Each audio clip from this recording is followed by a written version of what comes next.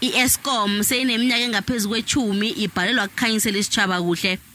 Lokhu kubangelwa ubukhohlakali nobukhwabanisi kunye nokuhlayelelwa kulungisa okubalana esikwelede sayo se-400 billion rands.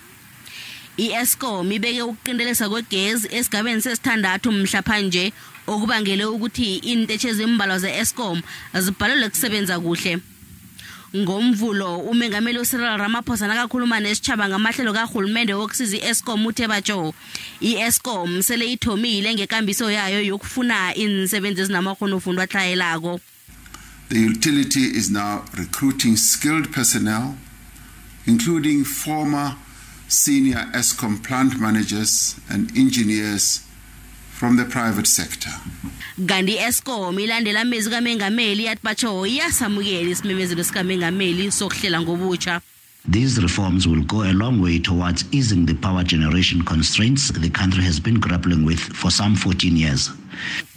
Omunye wabosonjiniyera balokhu beEskom unomvula hlatshwa ekungwane uthi iEskom kufanele ikhulumisane nama-union weensebenzi ngokunikela abosonjiniyera amakghonofundwa amatsha. In my opinion, if we are looking at integrating alternative energies into Eskom, then maybe we should start looking at the people that are redundant at the moment and retrain them to be able to fill, the spaces where the country, the world is going. Ivekele iEskom ikwazile ukukhanyisela indawo ezimbalwa enarheni le kodwana yayelisa ukuthi amandla okusabalalisa igezi akakabuqina kuhle bona kungathenjelwa kiwo.